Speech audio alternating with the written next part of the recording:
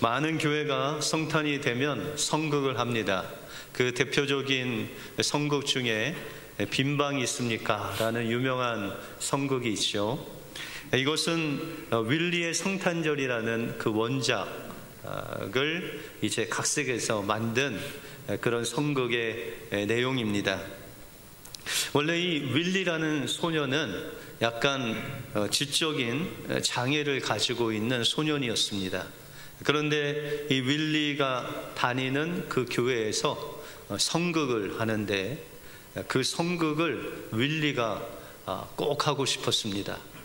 그런데 그 성극의 인물 배역 중에 윌리가 할 수 있는 것이 거의 없었고, 또 윌리를 그 역을 줄 일도 만무했습니다. 왜냐하면 말도 더듬고 또 행동도 느리기 때문에 배역을 줄 수가 없었습니다. 그런데 갑자기 그 여관 주인 역을 맡았던 그 한 성도가 갑자기 일이 생기면서 윌리에게 기회가 주어졌습니다. 여관 주인 역을 맡게 된 거죠. 그래서 윌리는 열심히 일을 해서 그 대사를 소화를 다 하게 되었습니다. 그 대사는 아주 짧았습니다. 방 없어요. 딴 데 가보세요. 이게 그 윌리가 맡은 여관 주인 역의 대사 전부였습니다. 그래서 윌리는 열심히 이 대사를 준비해서 이제 성탄 이브가 되고 성극이 시작됐습니다. 드디어 이 윌리가 그 준비한 대사를 할 수 있는 그 기회가 온 것이죠. 아주 긴장된 마음으로 무대에 올라가서 이제 윌리가 여관 앞에서 요셉과 마리아를 기다리고 있습니다. 그리고 요셉은 이 만삭된 마리아를 데리고 이 여관 주인 앞으로 와서 이야기하기를 빈방 있습니까? 이렇게 묻습니다. 근데 윌리가 그 만삭된 마리아를 데리고 오는 그 요셉과 마리아를 봤는데 그 마음에 감동이 일어났어요. 이 마리아에게 잉태된 분이 아기 예수님인데, 아니 우리 집에는 방이 많은데 내가 그 사람에게 방이 없다고 이야기는 해야 되는데 내가 너무나도 마음이 아픈 거예요. 윌리의 마음이. 그래서 윌리가 대사를 해야 되는데 이 선생님들은 그 대사를 까먹었는지 알고 윌리한테 아주 작은 소리로 윌리야, 방이 없다고 해라. 그냥 가라고 해라. 계속 그렇게 하는데 윌리는 그 감격에 말은 못하고 이 윌리의 그 마음을 알아준 사람들이 없었어요. 그런데 정말 억지로 이 윌리가 방 없어요. 딴 데 가보세요 라고 이야기를 꺼냈습니다. 그제서야 선생님들, 그걸 준비한 사람들이 한숨을 쉬면서 이제 됐다 라고 하는데, 이 윌리가 그 요셉과 마리아를 보내고 나서 견딜 수가 없는 거예요. 아니 저 아기 예수 임신한 저 마리아와 요셉을 내 집에 내 방에 모시겠다 라고 해서 갑자기 윌리가 이 요셉과 마리아에게 달려갔습니다. 그리고 말하기를 가지마, 우리 집에 빈 방이 있어, 내 집에 가자, 내 방을 줄게. 완전히 성극이 망쳐졌죠. 이제 더 이상 쓸어 담을 수 있는 상황이 아닌데 그 관객 속에서는 한두 명씩 끼 웃고 그런 소리가 나더니 한 1분이 아주 정막 가운데 쭉 지나더니 한 사람씩 두 사람씩 박수를 치게 됐습니다. 그리고 거기에 모여있는 모든 사람이 일어나서 그 윌리가 예수님을 향한 그 마음이 전달되고 다 감동이 되어서 다 일어나서 박수를 치면서 어느 성극보다도 더 멋있는 빈방 있습니까의 성극이 되었다는 그런 이야기입니다. 여러분, 어떻게 예수님이 찾아오시면 예수님을 모실 방이 준비되셨습니까? 여러분들, 예수님께서 여러분들의 마음에 왕으로 오시기를 원하십니다. 그러므로 이번 이 성탄의 계절에 주님을 이 윌리와 같이 자신의 가장 소중한 방으로 인도하시는 여러분들의 삶이 되시길 주님의 이름으로 축원드립니다. 오늘 본문을 통해서 안나와 시므온이 어떤 마음으로 주님을 기다렸고 또 어떤 주님이 오시기를 갈급하며 기도했는지 오늘 본문을 통해서 살펴보겠습니다. 먼저 시므온은 그의 인생을 들여서 모든 만민을 구원하실 구원의 주님을 기다렸다라고 말씀하고 있습니다. 오늘 본문에 나오는 사람은 시므온이 먼저 나옵니다. 25절에 보시면 예루살렘에 시므온이라는 사람이 있으니 이 사람은 의롭고 경건하여 이스라엘의 위로를 기다리는 자라, 성령이 그 위에 계시더라 라고 그렇게 말씀하고 있습니다. 여러분들, 이 시므온이라는 사람을 조금 우리가 배경을 살펴보면 시므온의 이 아버지는 힐렐이라는 사람입니다. 여러분들 들어보셨습니까? 혹시 힐렐? 예, 우리 목회자들은 힐렐이라는 사람을 잘 알고 있습니다. 왜냐하면 이 율법 학자 중에 힐렐파가 있어요. 아주 정통적인 그 힐렐파가 있고 또 다른 파가 있는데, 그렇게 유명한 사람의 아들이 바로 시므온이었다라는 것이죠. 근데 저희들뿐만 아니라 여러분들도 잘 아시는 사람의 이름이 또 나옵니다.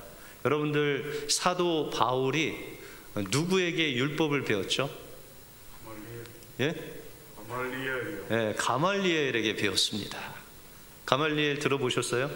예, 가말리엘 문화에서 이 사도 바울이 거의 수석을 했죠. 그런데 그 가말리엘이 바로 이 시므온의 아들입니다. 그러면은 이 시므온이 어떤 가문에서 태어났는지 아시겠죠? 거의 그의 아버지는 힐렐파의 정말 율법의 거의 그 학파를 만든 사람이고, 그의 아들은 또한 다른 학파를 만들 정도의 그런 엄청난 랍비의 자손 가운데 태어났다라는 것이죠. 그러면은 시므온의 직업은 무엇일까요? 제가 생각할 때는 정말 존경받는 랍비였지 않을까라는 생각이 듭니다. 그런데 이 시므온이 이런 엄청난 가문에서 태어났음에도 불구하고 그는 그의 평생을 주님을 기다리는 삶을 살았다라는 것입니다. 그래서 오늘 성경을 보시면은 그의 특징에 대해서, 그는 어떤 사람이었냐? 그는 의롭고 경건한 사람이었다라는 것이죠.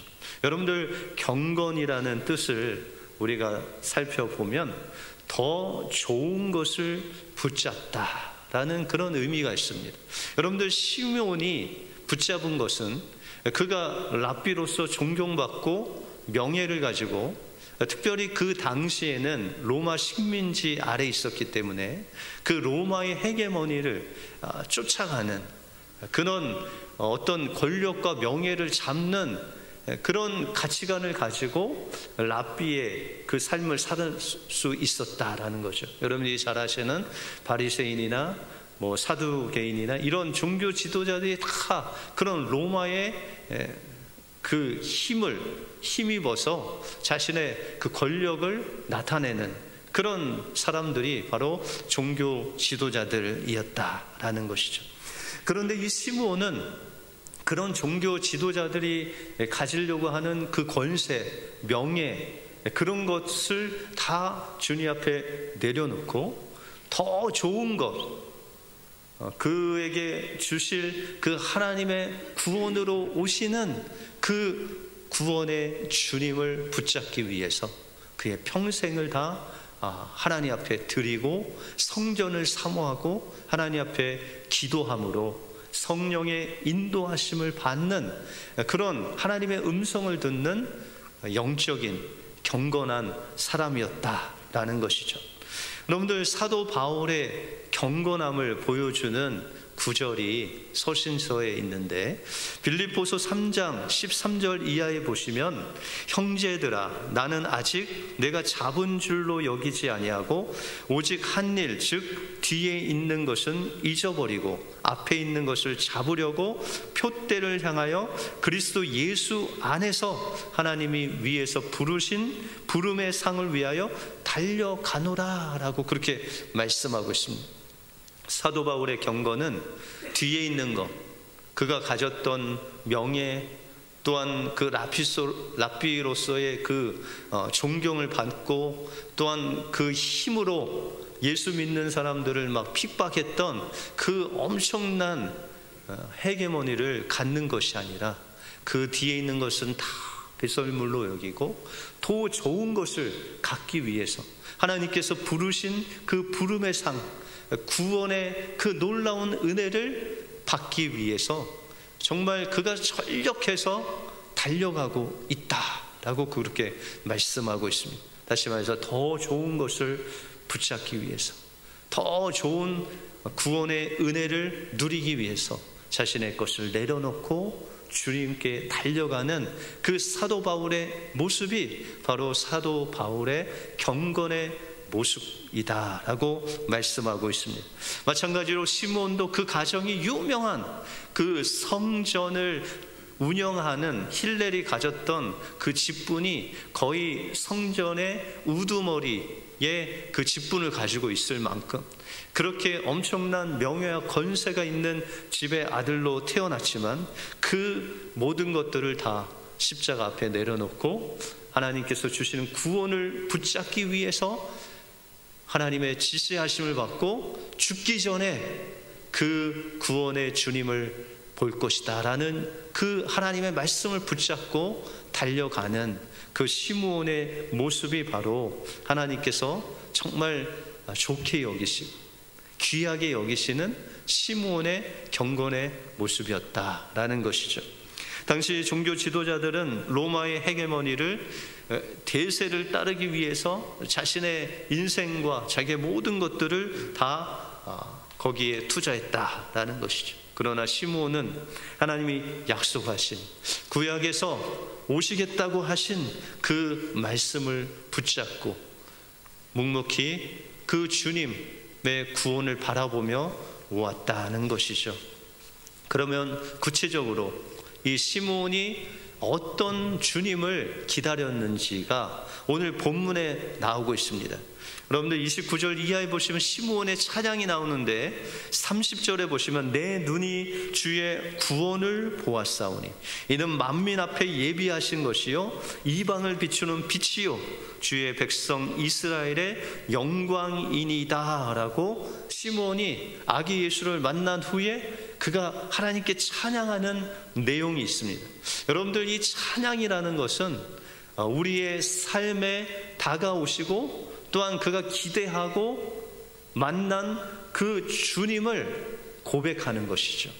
그러므로 이 시므온의 찬양은 그가 평생 어떤 주님을 기다렸고 어떤 주님이 오시기를 기도했는지 그 기도 내용이 담겨져 있는 것이 바로 이 시므온의 찬양의 내용이다라고 말할 수 있다라는 것이죠. 이 당시 이스라엘 사람들은 종말론적인 메시아 대망 사상을 가지고 있었습니다. 다시 말해서 이제 메시아가 오시면은 다윗과 같이 그 주변에 있는 그를 식민지로 맡고 있는 그 로마 나라를 무력으로 이기고 그 주변의 나라들, 이스라엘을 괴롭힌 나라들 다 그 메시아가 이기게 하실 것이다 라는 그런 종말론적인 메시아 대망 사상을 가지고 있었다라는 것이죠. 그런데 시므온은 그런 허망한 세상적인 가치관의 메시아를 기다리고 있었던 것이 아니라, 오늘 30절 이하에 보시면 주의 구원을 보았는데 만민 앞에 예비하신 것이고 또한 이방을 비추는 빛으로 오시는 그 영광스러운 주님을 기다리고 있었다라는 것입니다. 특별히 시므온이 고백한 이방인을 비추는 빛으로 오시는 그 예수님을 이 시므온이 기다렸다 라는 것이죠. 여러분들 신구약 성경에 보시면 빛으로 오시는 예수님에 대해서, 빛이신 예수님에 대해서 많이 언급하고 있습니다. 특별히 이스라엘 백성들이 출애굽하고 그들이 이제 애굽을 떠나서 광야로 갈 때 하나님께서 그들과 함께 하시는데 빛으로 함께 하셨다라는 것이죠.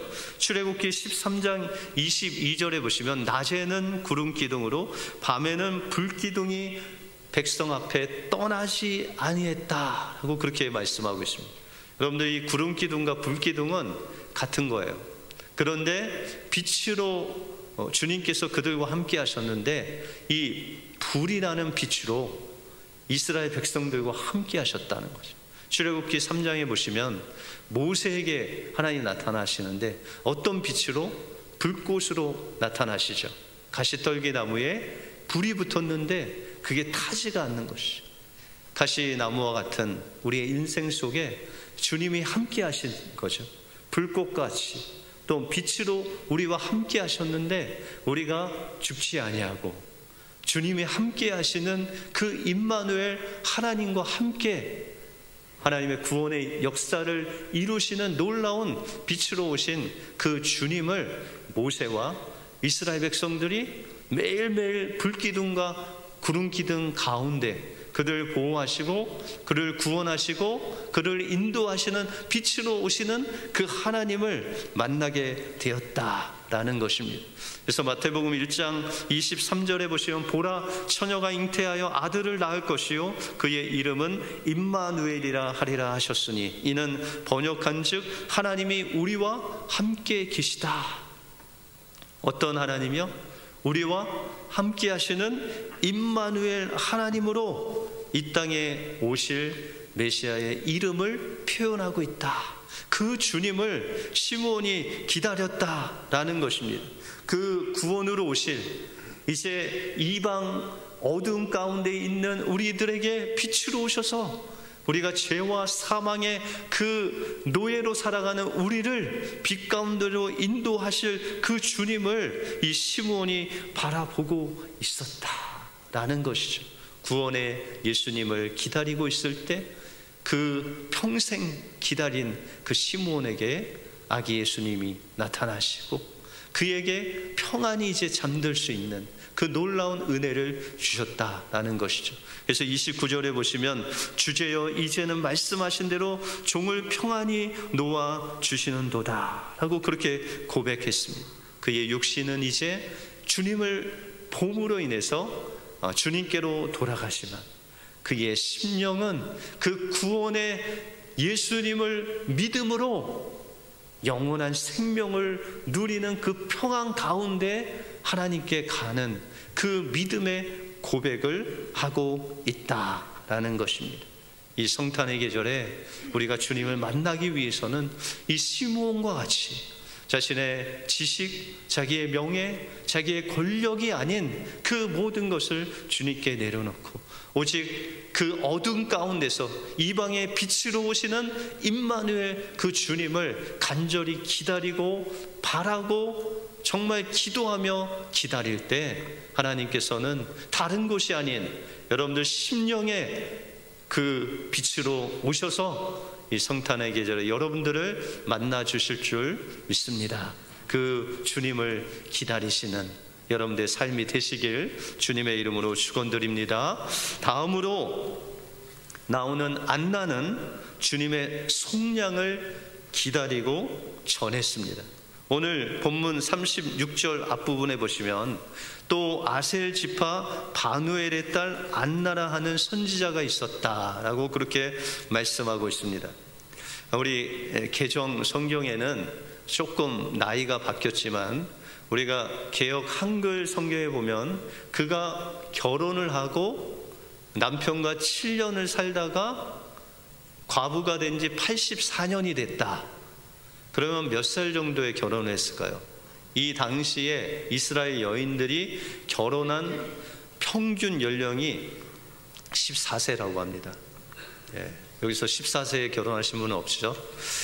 빨라야 한 17, 7세, 8세실 텐데 평균적으로 14세 때 결혼했대요.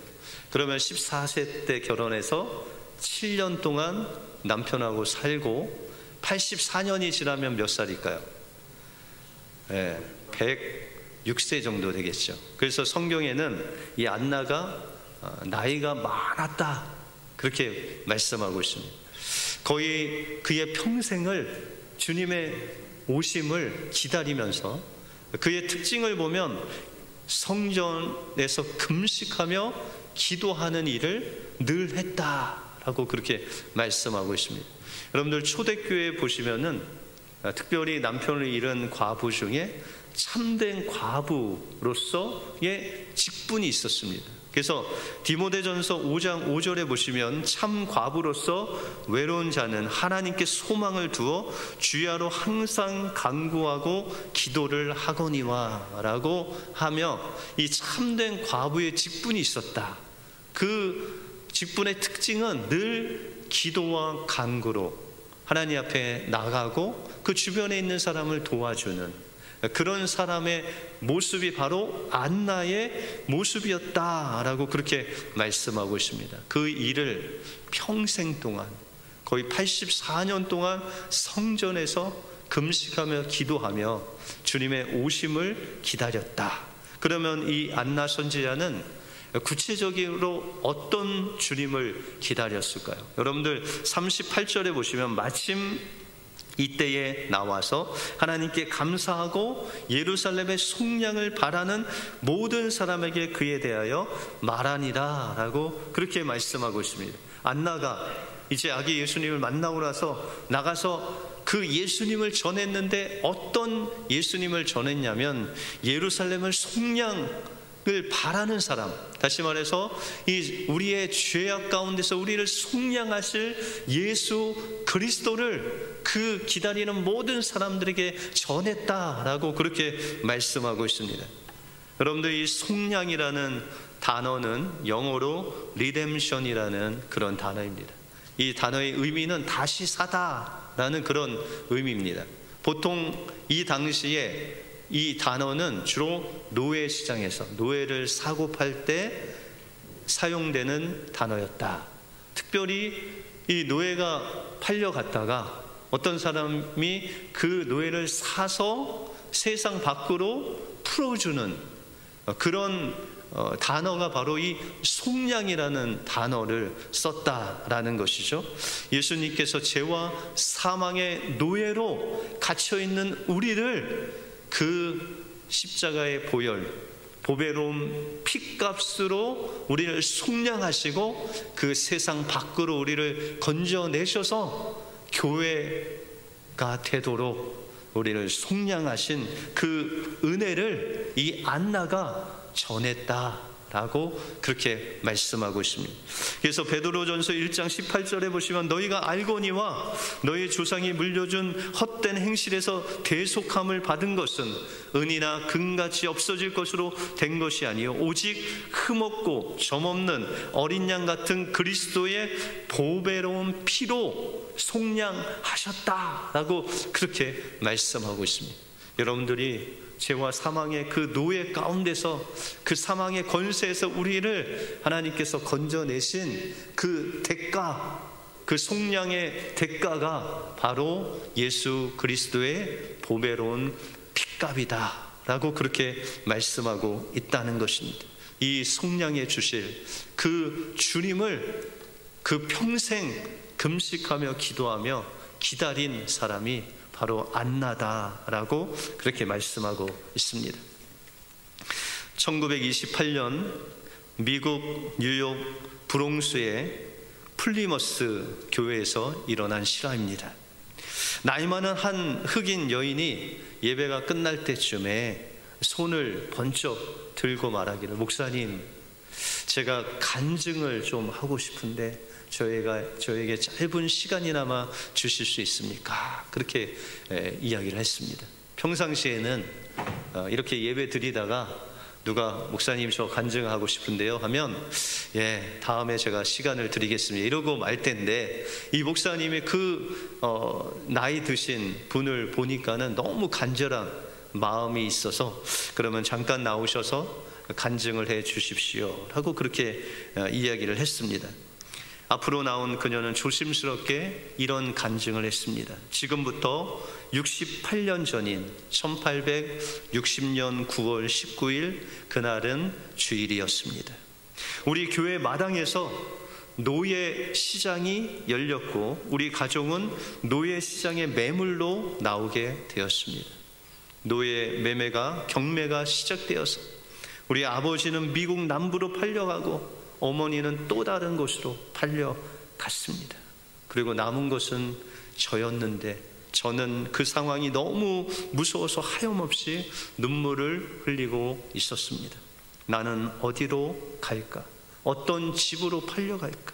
내 운명은 어떻게 되나? 마음속에 두려움과 떨리는 마음으로 정말 초조하고 떨고 있을 수밖에 없었습니다.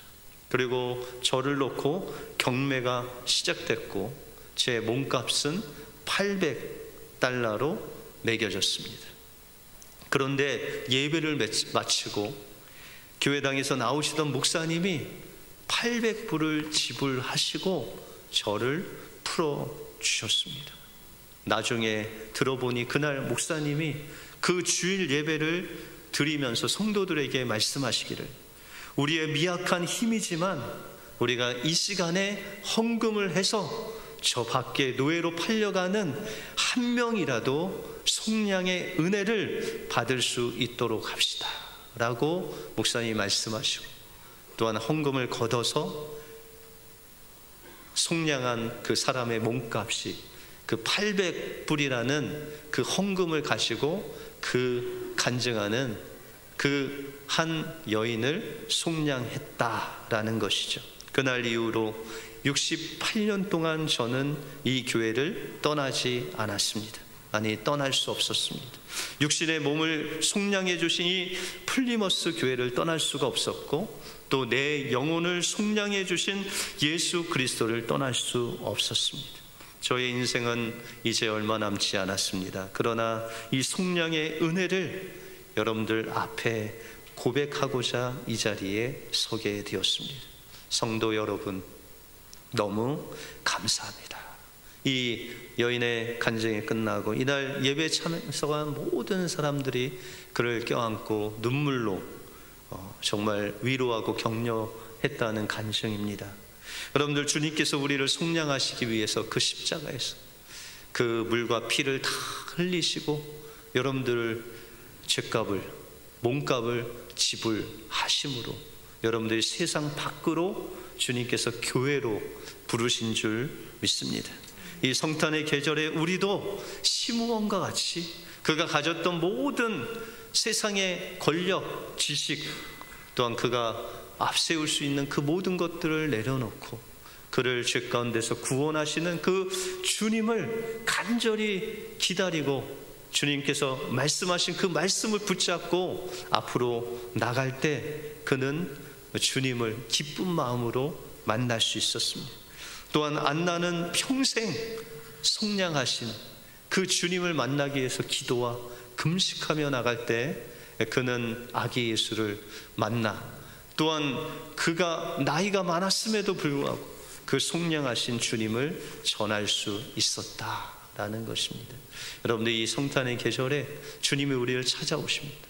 그 주님을 만나기 위해서는 우리의 것을 내려놓고 속량하시는 주님, 구원하시는 주님, 또 우리와 함께 하시는 그 주님을 여러분들 가정에서, 여러분들의 직장에서, 우리의 삶의 터전에서 날마다 갈급하며 기다리며 나갈 때 주님께서 여러분들을 만나 주실 줄 믿습니다.